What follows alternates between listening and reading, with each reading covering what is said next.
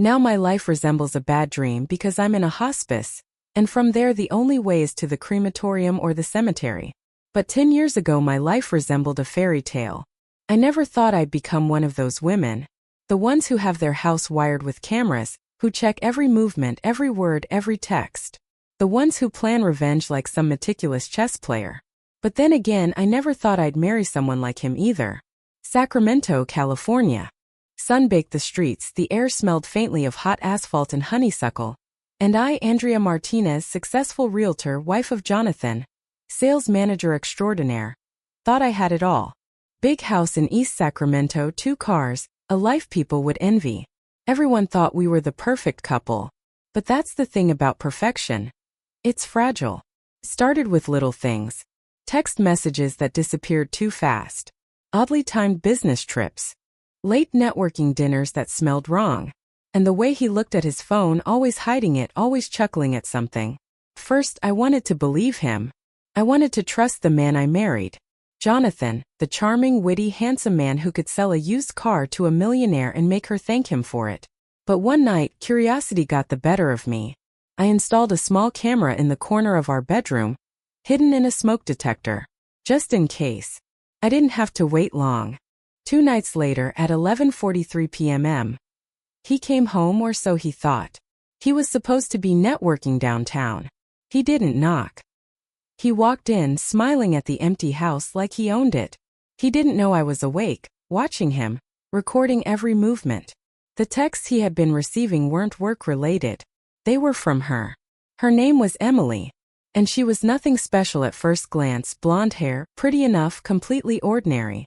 But she had him wrapped around her finger in a way that made me want to laugh and scream at the same time. I watched him. Listened to his conversations, his whispers. The lies poured out of him like water. He praised his beautiful, understanding wife to her face while sneaking kisses in the shadows. The hypocrisy made my stomach twist. And then I did what I had to do. I didn't confront him. Not yet. I wanted the truth, all of it. Every lie, every betrayal, every moment of weakness. And I wanted to plan my revenge. I spent days reviewing the footage, memorizing her car's license plate, the cafe where they met. I even started pretending nothing was wrong when he walked past me, arm around his laptop bag, lips brushing my cheek with that fake, loving smile. "Hey, hon. How was your day?" he'd ask. And I'd answer with a smile that could make anyone believe I had no idea. But I knew everything. And here's the thing about revenge. It's not just about getting even. It's about teaching someone that the person they underestimated is more powerful than they ever imagined. So I started planning. It wasn't easy. I had to be careful. He still had his pride, his ego, his ability to charm our friends and family. He was dangerous in that subtle, insidious way, the kind of man who could convince anyone that he was innocent while knowing perfectly well he was guilty. But I had an advantage. I had knowledge. And I had patience. I started small, leaving subtle hints that I knew more than I let on. A note left on the counter. "I saw you last night." Nothing else. Just enough to make him twitch. He asked me what I meant. I smiled, poured coffee, said, "Just a dream." He didn't believe me. That's the beauty of it. The guilt in his eyes gave me more satisfaction than I ever thought possible. And yet, the more I watched, the more I realized the depth of his betrayal. He wasn't just careless. He was brazen. Confident that he could manipulate me, charm me, keep me in the dark while he played his little games. And that's when I knew. It wasn't enough to simply catch him. I had to dismantle him, piece by piece, lie by lie, until he couldn't hide behind his charming mask. I didn't know how far I would go. I only knew that when the day came to act, he would be utterly unprepared. Because while he was playing at being the perfect husband, I was writing the story of his downfall, and I was going to make it unforgettable. After the first night I left him the cryptic note, the house felt different. The air was heavier. The silence sharper. I could sense him pacing in his office late at night, clicking his mouse too loudly, checking his phone compulsively. He thought I was oblivious. He was wrong. I started small, planting little accidents to unsettle him. A misplaced item here, a half-empty bottle of wine where he never left one. Notes that said, "I know." Short, ambiguous, Enough to make him doubt himself without giving him any proof. The best part? He started talking to me differently, more cautiously. I could see the tension in his posture when he walked into a room. He would smile carefully, almost apologetically, and I'd smile back. Sweet, innocent, perfect, while my mind replayed every betrayal, every whispered lie caught on camera. I began documenting everything. I saved screenshots of their texts. I downloaded every video clip from my cameras. Every time he thought he was sneaky, I was there recording, archiving, watching. Emily thought she was clever too. But she didn't know she was starring in my secret theater of justice. One night, I pretended to go to bed early. He came home later than usual, 10:45 p.m. Just in time for our quiet house to echo with the sound of my fake snores. He tiptoed in, kissed the air over my head and texted her. "Almost there, baby." I almost smiled. Almost. But I didn't. I let him fumble through his lies, thinking he was invisible. Then I recorded him opening the door to the wine cabinet, the one I knew he had hidden from me, and placing his phone on the kitchen counter as he dialed her number.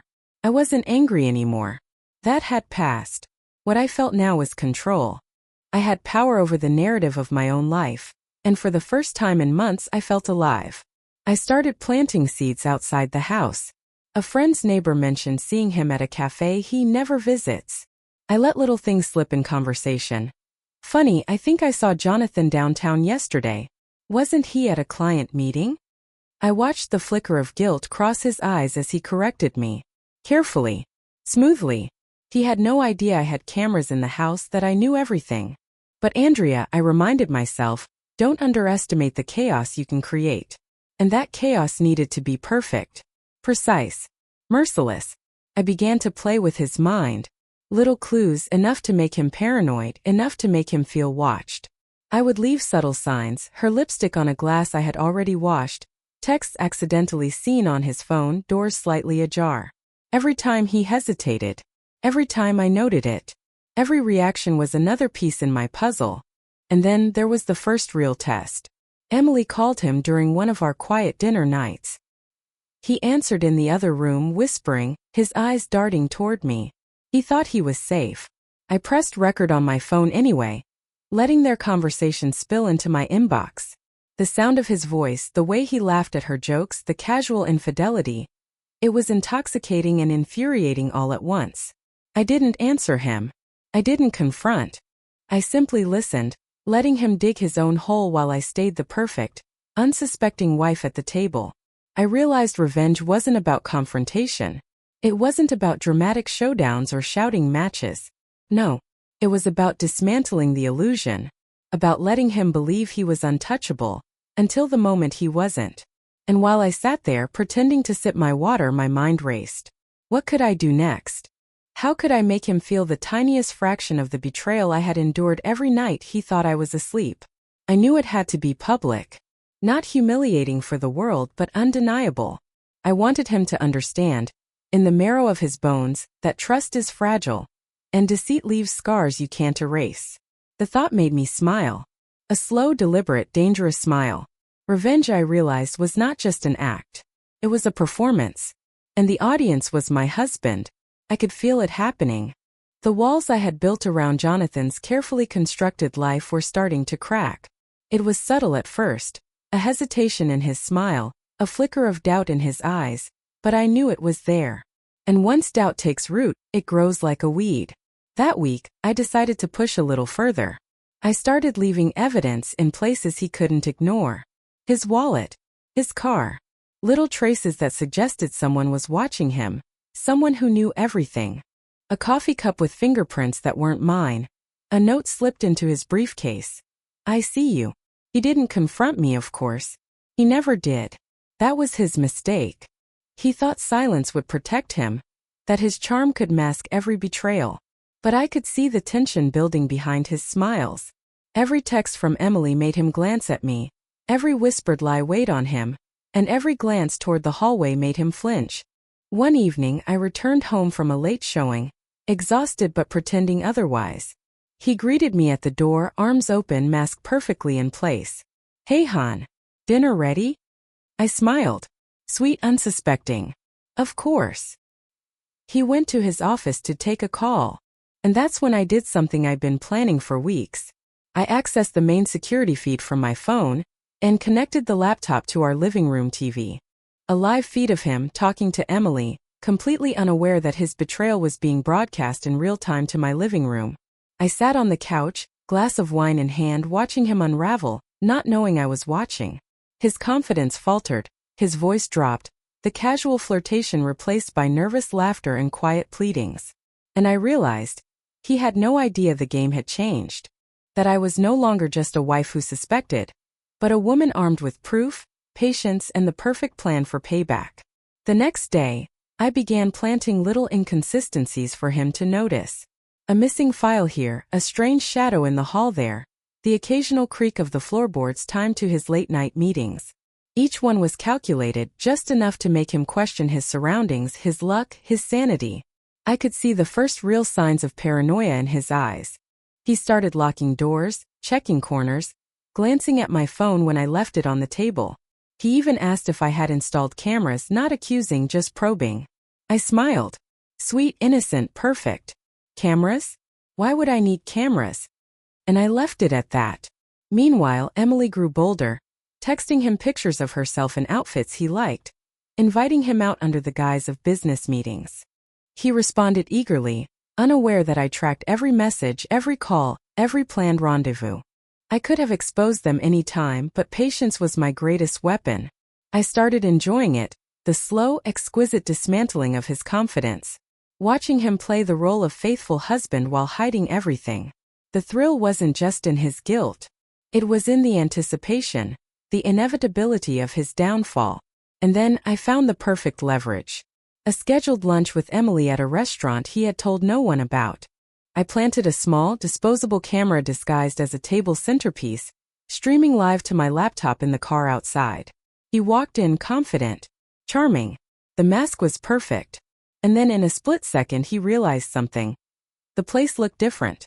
Not because of me, but because someone knew. Someone was watching. And I could see it in the way his smile faltered. The way he hesitated before sliding into the booth. I took a deep breath. This was the beginning.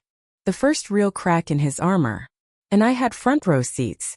By the time Thursday rolled around, Jonathan was a different man. His confidence, once unshakable, was eroding beneath the weight of my subtle manipulations. Every glance at me, every pause before answering a text, every nervous laugh I caught on camera became evidence that his carefully constructed world was beginning to collapse. I made sure to remain the perfect wife. I smiled, flirted subtly, and acted blissfully unaware. Over dinner, I asked him about work, complimented his tie, laughed at a joke he told about a client, all to remind him that I was still the same Andrea he believed he knew. But behind the smiles, I planned the next stage. The restaurant lunch with Emily had been carefully orchestrated. I had installed a hidden camera under the table, streaming live to my phone. And now, it was time to let Jonathan feel the first real sting of suspicion. I casually mentioned a business meeting I supposedly had downtown. My voice was light, almost teasing.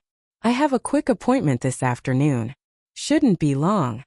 His reaction was instantaneous. A twitch in his jaw, a slight tightening of his grip on his coffee cup. He was nervous and he knew I noticed. I smiled innocently and left. The live feed confirmed it. His hands shook slightly as he answered Emily's call, trying to mask his rising panic. I watched him glance around the empty house, double-checking locks, peeking at his phone, calculating risks. It was beautiful. But I didn't stop there. That night I set up another layer. A series of anonymous emails, timed to arrive while he was at work, hinting that someone knew everything. I didn't sign them. I didn't need to. My goal was to unsettle him, make him question every shadow, every glance, every whispered word. He started leaving doors unlocked when he thought I wasn't home, only to find them closed when he returned. He checked the security system obsessively, scanning for anomalies, sweating at minor glitches that I had introduced. Every small act of suspicion was catalogued in my mind, every twitch, every bite of his lip, every distracted glance. Emily noticed too. The texts grew terse. Her jokes became clipped. She asked why he seemed distracted during their calls. He lied, always lied, but the cracks were beginning to show. I felt a rush of anticipation. This was the part where fear begins to seep into arrogance, when they start believing they might get away with it, and yet know deep down that they're being watched. And then came the piece de resistance. The next morning, Jonathan found a note on his pillow. I saw everything yesterday. Simple, direct, innocuous to anyone else. But to him, it was a dagger. I watched him spiral in real time. He called Emily, voice low, tense. He paced the kitchen. He checked the cameras, then checked them again. He looked at me, his wife, who had been standing silently in the living room, smiling softly, pretending ignorance. The perfect mask. And I realized something then. Revenge isn't just about punishment. It's about control. It's about making someone realize that the illusions they built around themselves, the lies, the deceit, the arrogance are all just smoke. And someone else holds the fire. By the time he went to bed that night, he was exhausted, jittery, haunted. He didn't know who was watching. He didn't know what I knew. But he felt it. And that, Andrea reminded herself as she lay in bed with a faint smile, is the most delicious part. By the end of the week, Jonathan was unraveling. His confident smile had lost its ease. His words stumbled when he spoke to me. Every glance over his shoulder, every jittery check of his phone, every hesitant step across our home reminded me that the web I'd woven was closing in. It was time to escalate. I sent Emily an anonymous tip, just enough to plant doubt in her mind. A photo of Jonathan entering the house at an unusual hour, paired with a short, unsettling message. "He's not who you think he is." She replied cautiously, her curiosity overtaking her concern. I didn't respond. I had no need. The seed was planted. And as she doubted him, I watched Jonathan. His phone buzzed constantly, every vibration making him flinch. He started whispering to himself, muttering about someone watching and getting caught. I let him stew in the fear I had created. Meanwhile, I orchestrated the next move. I invited a client over for an important meeting at the house, a meeting Jonathan was supposed to handle alone. I intentionally left the door unlocked and the living room visible from the hallway cameras. He arrived early, unaware that every move he made was being recorded, streamed, and observed in real time by me. Emily, now anxious and suspicious, arrived at the house unexpectedly. She thought she was confronting Jonathan about something small, innocent, just a casual check. She didn't know she was walking into my trap. Jonathan froze when he saw her. His lies, his charm, all useless now. He tried to explain, to charm, but the fear in his eyes betrayed him. Every word he spoke was met with silence. I entered quietly, carrying files from my meeting, smiling pleasantly. "Oh, I didn't know we were having company," I said, casually placing the documents on the table. Jonathan stumbled. Emily's eyes widened. And I knew in that instant that my plan was working perfectly. I sat down across from them, my smile steady, my eyes sharp. "Jonathan," I said sweetly, "I've been watching for a while. I know everything. Don't bother denying it." He paled. Emily's face mirrored a mixture of shock and fear. "I recorded every call, every message, every secret meeting," I continued. "And now, both of you get to see how carefully you underestimated me." I pressed a button on my phone. The large screen in the living room flickered to life. Video clips played. Jonathan with Emily whispering, laughing, lying. Every betrayal laid bare in high-definition detail. Jonathan's jaw tightened. "Andrea." Sure," I said, raising a finger. "Save it. There's no excuse that will fix this." Emily looked at Jonathan, then at me, realization dawning. Her voice trembled. I didn't know." "Of course you didn't," I replied smoothly. "Because you thought he was untouchable. Because he's a salesman, and you were his product." Jonathan's hands shook. "Please, Andrea, I can explain." No," I said firm. "There's nothing left to explain. You will live with this. You will see every day how fragile the life you thought you had really is. And I will never give you the satisfaction of seeing me crumble." I watched as the two of them processed it, the betrayal, the exposure, the complete collapse of the lies they had woven. I felt no malice, only justice. Pure, exquisite justice. And then I realized something else. I didn't need him to apologize. I didn't need Emily to forgive. I only needed the truth to exist, undeniable and visible. And now it did. By the time they left, Jonathan slouched in his chair, drained, humiliated, terrified of every glance, every whisper. Emily avoided his eyes entirely, and I didn't stop her. She had served her part in the story. I closed the blinds, walked through the house, and felt the power of control settle over me. I had planned this carefully, patiently, and it had worked. Jonathan had learned the cost of betrayal. Emily had learned that curiosity without caution can be dangerous. And I had reclaimed my life, my dignity, my peace. The house was quiet after they left. Too quiet in a way that felt satisfying. I wandered from room to room, taking in the space I had reclaimed. Each door, each corner, each camera I had installed wasn't just a tool of surveillance. It had been a weapon, a shield, and a key to my freedom. Jonathan didn't speak to me for the rest of the evening. He didn't even look at me. I could hear him moving in the study, probably reviewing the footage I had recorded, trying to erase, deny, justify. But it was already too late. Every lie he had lived in, every secret he had cherished had been stripped away. I poured a glass of wine and settled on the couch. I thought about the months of tension, the nights of watching, planning, waiting. The countless hours of pretending ignorance while knowing every detail of their secret world. And for the first time in years, I felt the sharp, clean satisfaction of justice finally served. Jonathan came into the living room at last, shoulders slumped, eyes hollow. "Andrea," he started, but the words failed him. I didn't give him the satisfaction of listening. I just raised an eyebrow, serene, unshakable. "I know everything," I said softly, the calm in my voice ablaze. "You don't get to charm your way out of this. You don't get to rewrite history. You lied. You betrayed. And now the consequences are yours." He sank into a chair, defeated, silent. There was no fight left in him. The man who had sold his way through life, who had manipulated, cheated, and connived, was now reduced to someone small and broken. And I realized then that power doesn't always roar.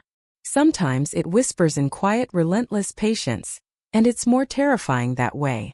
Emily's name came up only once in our conversation. I didn't call her. I didn't need to. She had already seen the truth. The exposure had done what confrontation never could. It forced her to face him, and in doing so, freed me from holding on to rage. I didn't need revenge against her. My target was the one who had betrayed me. The next morning, I left for work as if nothing had happened. I smiled at neighbors, chatted with clients, closed deals, and acted as the flawless Andrea Martinez everyone thought they knew. But behind the mask, I carried a new strength. A sense of invincibility. Because I had survived, I had watched, and I had acted. Jonathan remained at home that day, silent and haunted. I could see the cracks in his confidence, the way he flinched at every notification, the way he avoided eye contact. He had learned something fundamental. Betrayal leaves a mark, and some wounds are permanent. Weeks passed. Life returned to a semblance of normalcy. But I had changed. The calm, serene, perfect wife? That was still me on the surface. But beneath, I carried the knowledge that I could wield power with precision, patience, and elegance. That the world could be tilted in my favor, quietly, without drama or spectacle if I chose. Jonathan never cheated again. At least not on camera. I never left him either, because leaving wasn't the point. I didn't need to. I had already won. And the victory wasn't public, not messy, not loud. It was mine alone, intimate, perfect in its subtlety. Sometimes at night I would check the cameras just to remind myself of what I had accomplished. The fear, the deceit, the panic in his eyes. It was a private thrill I kept for myself. The perfect balance of justice and power. And as I finally closed my laptop for the night, poured another glass of wine, and sat back in the quiet of my house, I realized, revenge isn't about cruelty. It's about reclamation. It's about turning betrayal into liberation. I had done that. And for the first time in months, I felt completely, undeniably free. Now in hospice, I remember it as one of my greatest victories. Betrayal is unforgivable. No matter what anyone tells you, don't look for the problem in yourself. A person who betrays someone is first and foremost betraying themselves. Subscribe to my channel to see even more interesting stories from the lives of American hospice patients. Be the first to find out who they loved, what they hated, what they regretted, and how, a few days before going to eternity, they dared to end this life on a high note. 100 fascinating stories from the diary of a hospice nurse are waiting for you. The names of the characters have been changed, the stories are true.